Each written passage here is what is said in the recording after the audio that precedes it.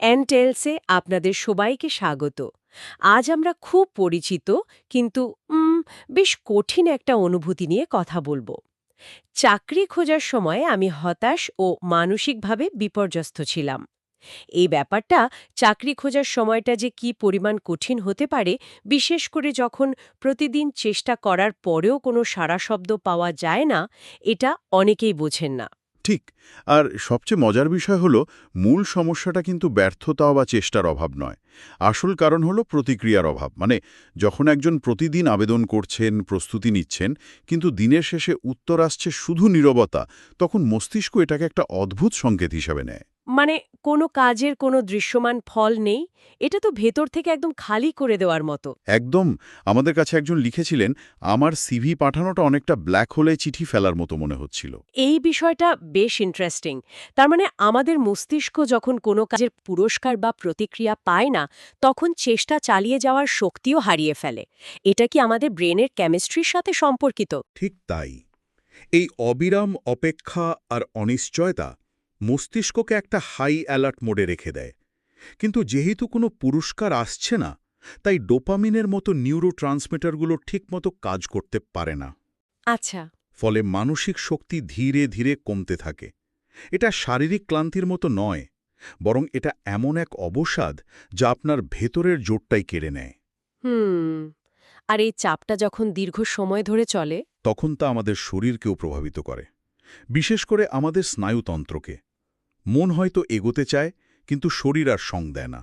তার মানে লড়াইটা শুধু মানসিক নয়, এর একটা শারীরিক দিকও আছে।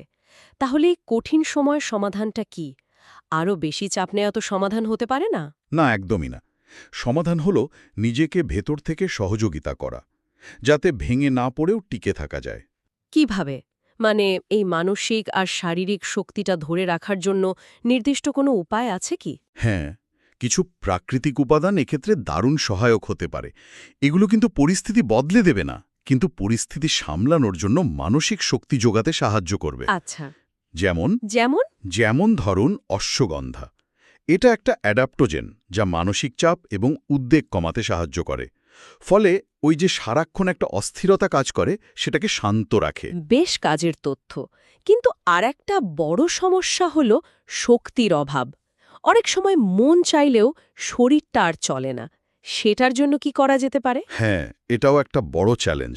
আর এখানেই মাকারুটের মতো অ্যাডাপ্টোজেনগুলো কাজে আসে। এর বিশেষত্ব হলো এটা কফি বা অন্য কিছুর মতো অ্যাড্রেনালিনের ওপর চাপ না বাড়িয়েও শরীরকে শক্তি যোগায়। মানে উত্তেজিত বা অস্থির না হয়েও কাজ করার মতো শক্তি পাওয়া যায়। ঠিক। আর দীর্ঘমেয়াদী মানসিক চাপ মোকাবেলার জন্য শরীরকে ভেতর থেকে প্রস্তুত করতে মোরিঙ্গা বা ননির মতো উপাদানও বেশ কার্যকর। আচ্ছা, একটা জিনিস পরিষ্কার করা দরকার। এই উপাদানগুলো তো আর চাকরিটা খুঁজে দেবে না, তাই না? অবশ্যই না। এটা কোনো ম্যাজিক সলিউশন না। হুম। মূল উদ্দেশ্য হল আপনার ভেতরের অবস্থাটা ঠিক রাখা। এই উপাদানগুলো মানসিক চাপ নিয়ন্ত্রণে রেখে আত্মবিশ্বাস ধরে রাখতে সাহায্য করবে, যাতে চেষ্টার শক্তিটুকু বজায় থাকে। আর মনোযোগ ধরে রাখার বিষয়টাও তো জরুরি। দিনগুলো যখন একঘেয়ে মনে হয়, তখন তো কিছুই করতে ইচ্ছে করে না। একদম। সেক্ষেত্রে বিটরুট ও ডালিমের মতো উপাদানগুলো মস্তিষ্কে রক্ত সঞ্চালন বাড়িয়ে মানসিক সতেজতা ফিরিয়ে আনতে সাহায্য করে। তাহলে সারসংক্ষেপ করলে এটাই দাঁড়ায় যে চাকরি খোঁজার এই ক্লান্তিটা একদম বাস্তব, এবং এর একটা শারীরিক ভিত্তিও আছে। এর সমাধান শুধু বাইরে নয়, নিজের ভেতরেও খুঁজতে হবে। ঠিক তাই। নিজের মানসিক এবং শারীরিক স্বাস্থ্যের যত্ন নেওয়াটা হাল ছেড়ে দেয়া নয়, বরং দীর্ঘ যাত্রার জন্য শক্তি সঞ্চয় করা। এমটেল শোনার জন্য অনেক ধন্যবাদ। আপনাদের সময়টা খুব ভালো কাটুক।